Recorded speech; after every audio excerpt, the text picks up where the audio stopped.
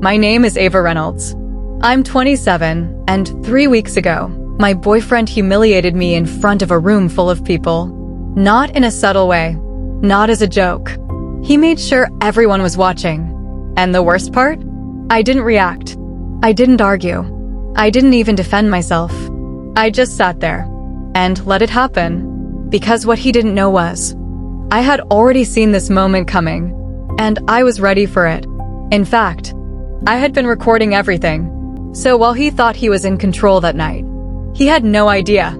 He was about to lose everything. So tell me, if someone tried to break you in front of everyone, would you stay quiet? Or make sure they never did it again? If you had seen us before that night, you wouldn't have expected it. Ethan wasn't the kind of guy people questioned. He was confident, well-spoken, the type who knew exactly how to control a room without trying too hard. And for a long time, I thought that meant he was secure, reliable, safe. We'd been together for almost a year, long enough to know each other's routines, long enough that our lives had started to overlap in ways that felt permanent. My friends knew him. His friends knew me. We weren't hiding anything. At least, that's what I believed. But looking back, there were moments that didn't sit right. Not big enough to start a fight. Just small things that stayed in the back of my mind. The way he'd make comments about me in front of other people, like they were jokes, but didn't really feel like jokes. Or how he'd correct me mid-sentence. Not privately, but right there in front of everyone. At first, I laughed it off. Because that's what you do, right? You don't want to make things awkward. You don't want to be too sensitive. So you ignore it. You adjust. You tell yourself it's nothing. But the thing about small moments like that is they don't stay small. They build, quietly, until one day, it's not just a comment anymore. It's a pattern. And once you see the pattern, you can't unsee it. That's when I started paying attention. Not reacting, just noticing. The tone in his voice, the timing of his words, when he chose to say something. And more importantly, who was watching when he said it. Because it wasn't random. It was intentional. And the more I noticed, the clearer it became. He didn't just disrespect me. He performed it. For other people. For reactions. For control. And once I understood that, I realized something else. That night wasn't going to be the first time. It was just going to be the biggest one. The night it happened was at a friend's birthday dinner. Nothing fancy, just one of those places where everyone knows each other. The music is low enough to talk, and people are relaxed. It should have been a normal night. Ethan and I arrived together. He had his arm around me when we walked in, introducing me to a couple of people I hadn't met before, acting like everything between us was solid. And for a moment, I almost believed it again. We sat down with the group, ordered drinks, and the conversation started flowing the way it usually does, stories, jokes, people talking over each other. I was part of it, laughing, adding to the conversation, feeling normal. Then slowly, something shifted. At first, it was small. He interrupted me once, correcting something I said. Not in a helpful way, more like he needed to be right. People laughed, not at me exactly, but enough for it to land. I smiled, brushed it off, kept going. But he didn't stop there. A few minutes later, he made another comment. This time about something more personal. Something I had told him privately. He said it like a joke, but it wasn't really funny. It was the kind of comment that makes people look at you differently for a second. I felt it immediately. That slight shift in the table. The way a couple of people glanced at each other. And that's when I noticed something I hadn't fully seen before. He was watching them. Not me. He was paying attention to their reactions. The laughs, the looks, the small changes in energy. Like this wasn't just conversation. It was performance. I could have said something right then. I could have called it out, stopped it before it went any further. But I didn't. Because in that moment, I understood what he was doing, and I realized something else at the same time. If I reacted, he'd twist it. Make it look like I was overreacting. But if I stayed calm, if I let him keep going, he would eventually take it too far.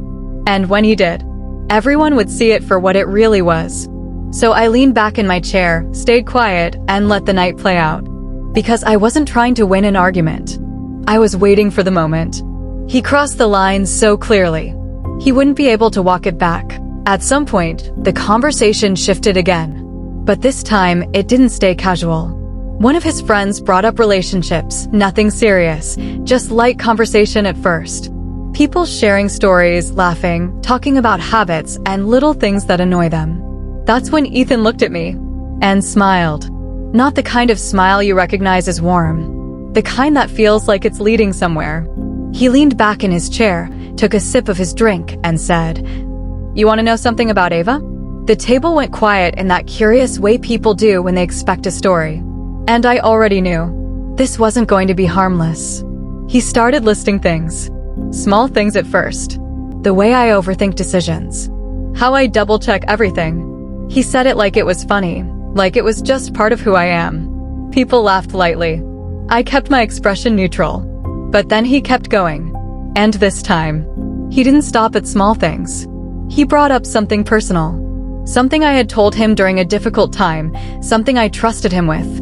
And he said it out loud. Right there. In front of everyone. There was a moment where no one laughed. Because even they felt it. That line he just crossed. But instead of stopping, he tried to turn it into a joke.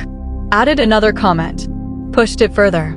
Trying to force a reaction out of the room. And that's when everything shifted. Because I didn't react the way he expected. I didn't defend myself. Didn't interrupt him. I just looked at him calmly. Like I was letting him finish. And in doing that, I gave him exactly what he needed to keep going. Confidence. Because people like him, they don't stop on their own. They stop when the room stops them. And the room wasn't stopping him. So he kept talking. Going further than he should have. Saying things he wouldn't be able to take back later. And the entire time, I was just sitting there. Phone in my lap. Screen facing up. Quietly recording everything. Not for proof. Not for him, but for the moment. When the story would finally be told the right way. After he finished. The table didn't go back to normal. People tried to move on. Someone changed the subject. Another person laughed a little too loudly, but that energy was already there. You could feel it. That slight discomfort. The kind that doesn't go away just because the conversation does. Ethan didn't notice it. Or maybe he didn't care. He kept talking like nothing had happened, like he had just told a harmless story. And that's when I realized something important. He wasn't embarrassed. Not even a little. Which meant he didn't think he had done anything wrong. And if someone doesn't see the problem, they'll do it again. So I didn't stop him. I let the night finish. We stayed a little longer, said our goodbyes, walked out together like everything was fine. Even in the car, he acted normal. Asked me if I had a good time, like the last hour hadn't just happened. I looked at him for a second, and just said, yeah, calm, simple, because I wasn't going to argue in that moment. That would have been easy. But easy doesn't change anything. I got home, closed the door behind me, and for the first time that night, I let myself think about it fully. Not emotionally, just clearly. I replayed everything. What he said, how he said it, the way people reacted. And then I opened my phone. The recording was still there. Every word. Exactly the way it happened. No edits. No filters. Just the truth. And that's when the decision became simple. I wasn't going to send it to him. I wasn't going to argue or explain why it was wrong. Because people like him don't learn from conversations. They learn from consequences. So instead of reacting, I started thinking about timing, where it would matter, who needed to see it, and when it would hit the hardest. Because if he was comfortable embarrassing me in front of people, then the only way this ends is when that same audience sees who he really is. I didn't do anything right away. Not the next morning. Not even the day after. Because timing matters more than reaction. If I had sent the video out of anger, it would have looked like revenge. Emotional. Easy to dismiss. But this needed to land differently. So I waited. A few days later, one of his close friends posted a group picture from that same dinner. Everyone smiling, captions like, "Great night" and "Good vibes." I looked at it for a second. And that's when I knew. That was the moment. Because what people saw in that post wasn't the truth. It was the version he wanted them to remember. So I opened the video, watched it one more time, not to relive it, but to make sure of one thing, that it spoke for itself. And it did. No context needed, no explanation, just him, saying everything he thought was funny, in a room that slowly stopped laughing. I didn't tag him. I didn't add a caption attacking him. I kept it simple. Just one line. Some things aren't jokes. And I posted it. That's it. No drama. No extra words. Within minutes, people started reacting. At first, just views. Then comments. Then messages. Because when something is real, people recognize it immediately. And this was real. You could see it in the video. The shift in the room. The discomfort. The moment it stopped being funny. And for the first time, he didn't control how the story looked. Everyone saw the same thing I saw that night. Unfiltered. Honest.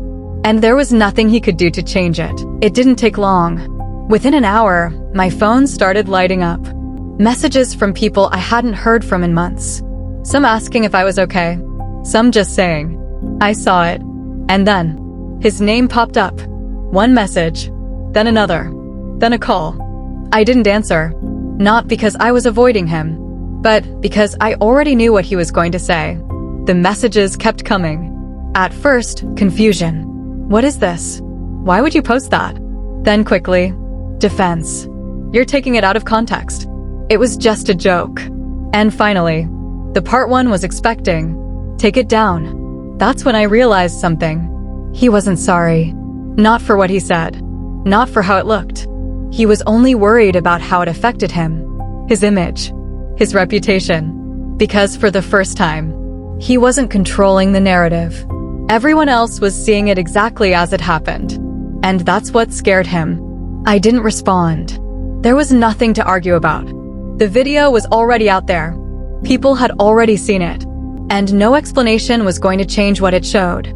Later that night, I noticed something else. The group chat went quiet. Posts started disappearing. Even the friend who uploaded that dinner picture took it down. Like everyone suddenly understood what had actually happened that night. And Ethan? He stopped calling, stopped texting. Not because he didn't want to fix it, but because there was nothing left to fix. The version of himself he showed everyone was already exposed. And for the first time, he had to sit with it. Without control. Without a way to spin it. Just the truth. The next few days were quiet. Not the uncomfortable kind. The kind that feels like something has finally settled. I didn't check his messages again. Didn't go back to read the comments. Because I didn't need to. Whatever needed to be seen was already out there. And for the first time in a long time, I wasn't replaying moments in my head, trying to figure out what I could have done differently. There was no confusion left. No second guessing. Just clarity. A few people reached out, asking if I was okay. And I was. Not because it didn't hurt, but because I had already moved past the part where it could control me. That night didn't break me. It showed me something I needed to see. And once you see someone clearly, you stop making excuses for them. Ethan never contacted me again. No apology that mattered. No real accountability. And honestly, that told me everything I needed to know. Because closure doesn't come from what someone says after the damage is done. It comes from understanding who they were all along. And once you understand that, you don't need anything else from them. I didn't post anything else. Didn't try to explain the situation further. I just moved on. Quietly. The same way I handled everything from the beginning. But this time, with a different kind of confidence. The kind that comes from knowing you didn't stay silent when it mattered. So tell me, if you were in my place, would you have handled it quietly like this? Or done something different? Please subscribe.